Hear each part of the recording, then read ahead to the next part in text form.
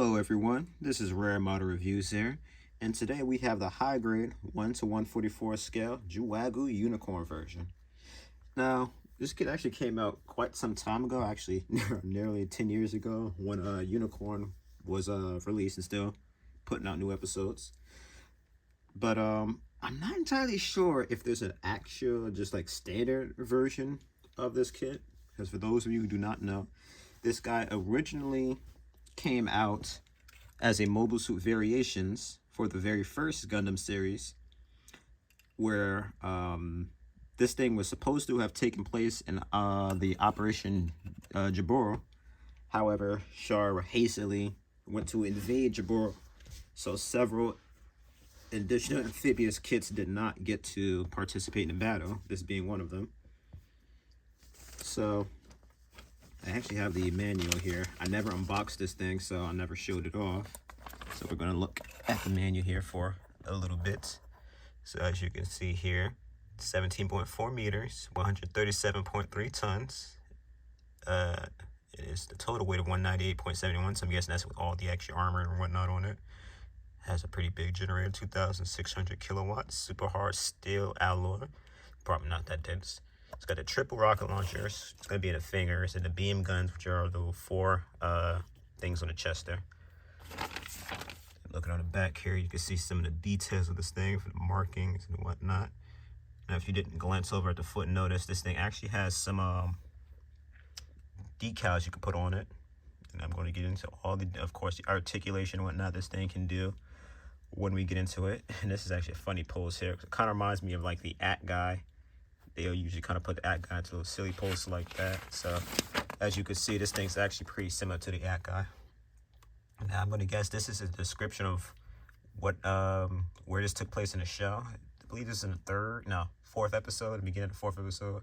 It like attacked, I believe it was the car, until the GM3 took it out. And you have all these suits that came out around the time that episode aired.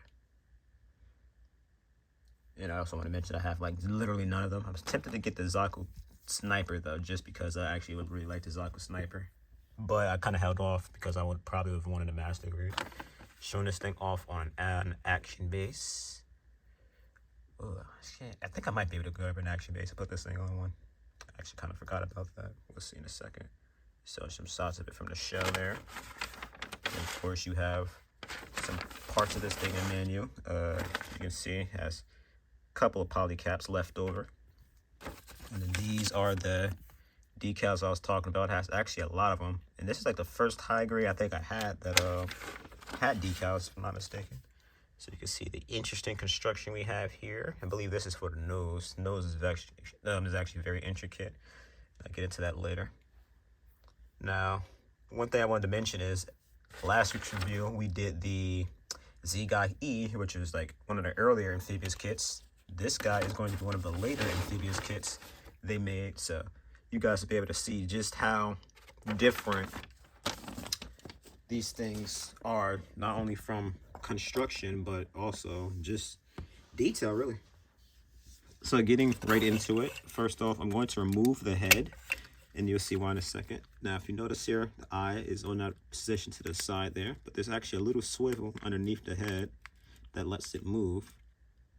So that is something that the Act guy and some of the other kits that came out around then could do, in case you want to see the little swivel there. So of course, just mount that right back on the head. Holds on decently well. And then for articulation on the head, if you move the nose here, actually, kind of can go. Nah, it's more of a side to side. Well, since we already did the nose, you guys saw in the construction, this thing has like a couple of holes in it, so it has a wide variety of movements you can do with the nose. So there's a lot you can do there. Arms both go up and down, 360. Has a swivel here, let you do that. Each finger is articulated, so they can go about, I guess that's about 90 degrees, maybe 30. So you could do like a lot of funky poses with this thing. So that is very cool. Then you get onto the waist here, go side to side.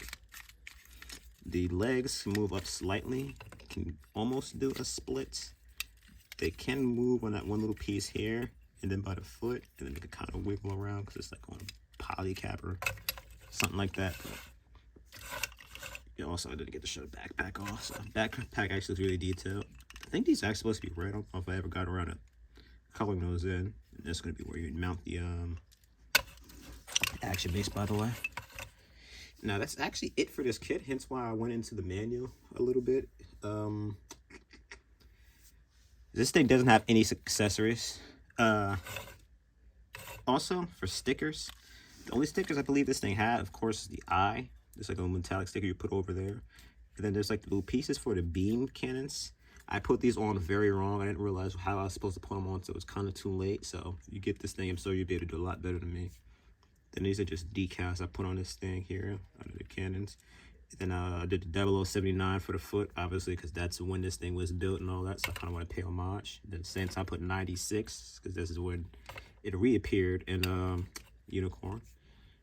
And then I believe this is like a Sergeant Rankin or something like that. Maybe it's a Xeon. No, I think this is the Sergeant. This is like a Xeon thing. I don't know. I just, again, I thought it looked cool to put it on. Some of these stickers, they didn't tell you to put on anywhere. So I just kind of improvise. So we're going to do like a quick size comparison. We're going to throw the ZGAC back in there. So as you can see, he's slightly taller. And then we have the GM3 here, which is, I believe this is where the suit started to get much bigger in Gundam. So the GM3 is actually quite a bit taller. And since we have a little bit of time here, I'm going to see if I can get an action base to put this thing on for a second. Just because, again, we have so much time or not. All right. So we are going to get, I believe there's an action base 5 out here. And this is actually supposed to be for like accessories, I think, but I found that this thing holds up high grade kits pretty well. Right slot there. So as you can see, the action base 5 does fit him up there very well, but I get a feeling that will not happen if I start to do wacky poses like this. Oh, hold on. Oh, wow, this thing actually, see, this is why one of these days, like I said, I want to get on to review my action bases, because I have the 1, 4, and 5, and the 1's all right, but the 4 and 5 are incredible. And as you can see, this is why, like, again, this is supposed to be for like accessories, and it can hold this thing up decently well. So that's about it for this review here, guys. I thank you so much for watching. And if you did not guess, I definitely recommend this guy. I doubt we'll ever get a master grade of this guy. But if you really like the design, if you like amphibious kits, if you like Unicorn, hell, if you just want to pick up something different looking, that has a fun, interesting, unique build, this is the one to go to for sure. I got this thing. I just love the scene of it in the show, and I picked this thing up as soon as I seen it in the store. Love the GM3 here, of course. I just wish they had a Unicorn version of the GM3. I don't know if they did one later on. I kind of missed it. But I just loved one that really just had a beam javelin, really. That's like really the only reason why I wanted the Unicorn version of it. But once again, like, comment, and subscribe. And I'll see you guys next time.